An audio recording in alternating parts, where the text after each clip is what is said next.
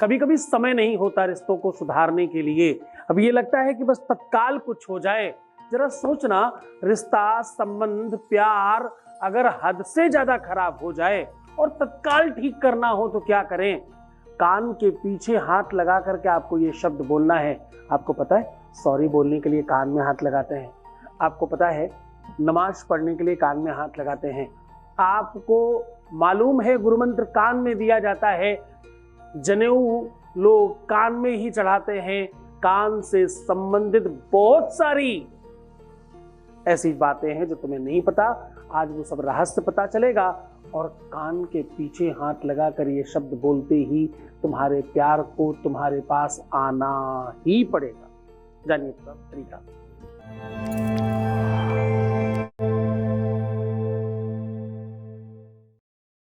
आपने आज तक ऐसा कभी सोचा कि जरा सॉरी कान पकड़ के ही क्यों बोलना चाहिए?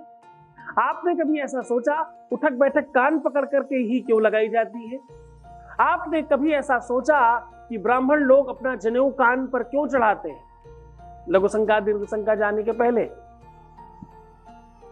आपने कभी ऐसा सोचा कि आपका कान इतना सेंसिटिव क्यों है कि अगर कोई स्पर्श कर ले तो आपके पूरे के पूरे शरीर में एक अलग एनर्जी का प्रादुर्भाव होने लगता है? जब कोई मौलवी नमाज पढ़ता है तो अपने कानों में हाथ क्यों लगाता है? और कोई मंदिर में पुजारी जाता है तो कानों को पकड़ करके क्यों बार बार भगवान को प्रणाम करता है? क्या है? तो कर्णद्वारम विधानस्याम वेदवाणी प्रवर्धनम श्रुतम हरति पापानि आरोग्यम धन प्रक्षति। कहते हैं वेदों का नाम श्रुति है। सुनना, श्रवण करना। सत्संग को कैसे तुम पीते हो? तुम जो भी कुछ अपने मुख से पान करते हो वो सामान्य है। जब तुम कुछ अपने कान से श्रवण करके पीते हो तो ये सर्वश्रेष्ठ कहलाता है। आपके पूरे के पूरे शरीर में केवल यही एक ऐसा अंग है जो पाप मुक्त है, पाप युक्त नहीं है। तुलसी बाबा ने बहुत कुछ लिखा है इसके ऊपर। मैं बड़ी सारी बात नहीं कह के आपको सिर्फ इतनी बात कह रहा हूं, आपके दुनिया भर के पाप ताप समाप्त हो जाते हैं। जब भी गलती हो जाए, जब भी कोई अपराध हो जाए, जब भी आपको ये भान हो जाए कि मुझसे गलत हुआ है, तत्काल अपने कानों को पकड़कर स्पर्श करके अपने गुरु को प्रणाम करना और माफी मांगना। आप देखना परिवर्तन आएगा। साधन, तरीका, व्यवस्था, ढंग बता रहा हूं, आज ही तुम अपने प्यार को पा सकते हो। तरीका जान लो ना, सीख लो ना, अपने रिश्ते को सुधार लो ना, अपने पति को, अपनी पत्नी को, अपने रिश्ते को, परिवार को, घर को बचा लो ना। पूरा तरीका बता रहा हूं। शांति से समझने की कोशिश करना, श्रद्धा और विश्वास से उसमें प्रवेश करना, आप जीत जाओगे। आपको सीधा उपाय बताया, उसके पहले आपके बीच का एक अनुभव आपको सुना रहे हैं।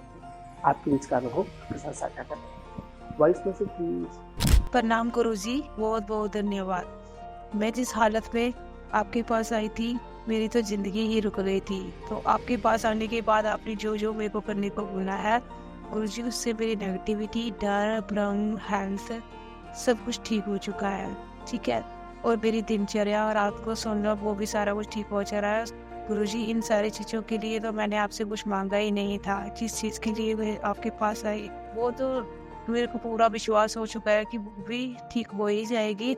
इन सारी चीज़ों की भी मेरे को जरूरत थी, ये तो मेरे को पता भी नहीं था। और आपकी कृपा से जी सारी चीज़ें मेरी ठीक हो चुकी है। हमने ज़िंदगी जीना स्टार्ट कर दिया है और मेरे चेहरे पे हंसी वापस आ गई है। इन सारी चीज़ों के लिए आपका मेरे तहे दिल से कोटि कोटि प्रणाम है आपको और धन्यवाद है। बहुत बहुत धन्यवाद, बहुत शुक्रिया।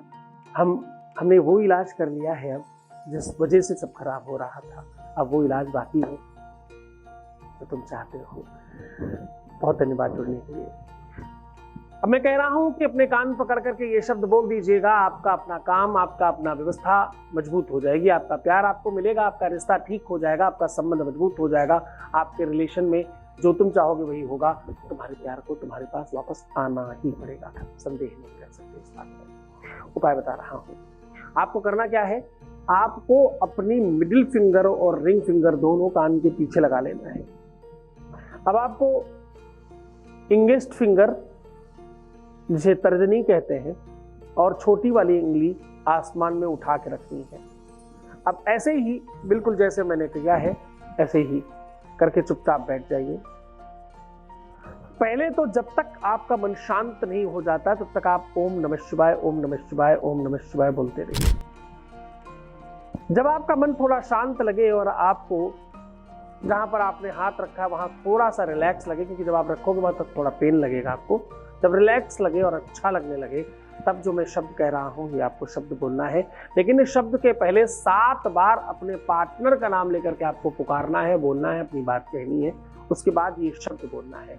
अब मैं वो शब्द बता रहा हूं। ओम क्राम प्रीम हुम सह, ये शब्द बोलना है। ये शब्द बोल करके आप तत्काल जैसे ही ये शब्द कंप्लीट होते हैं अपने हाथ वहां से हटाइए, सामने खूब अच्छी तरीके से रगड़िए।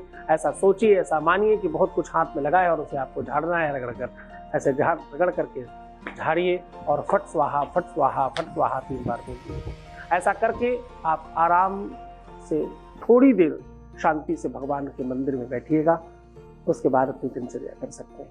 ये काम या तो आप रात्रि में सूर्यास्त के बाद कर सकते हैं और या तो सवेरे सूर्योदय के पहले कर सकते हैं।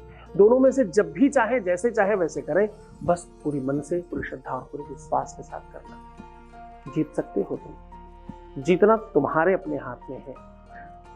एक तरफ तुम्हारी जीत है और दूसरी तरफ तुम्हारी निराशा, हताशा, परेशानी और पता नहीं क्या क्या सोच। तो या तो तुम नेगेटिव सोचकर बैक हो जाओ या तो पॉजिटिव सोचकर आगे बढ़ो, ठीक हो जाओ। तो मुस्कुराओ, सुंदर बनो। हर आधे घंटे में प्रणाम करके पानी पीना, अपना बहुत ख्याल रखना और खूब बढ़िया रहने की कोशिश करना। बस तुम खुद को मजबूत करो, मूल्यवान करो, स्पेशल करो, बाकी सब ठीक हो जाएगा। ओम नमः शिवाय।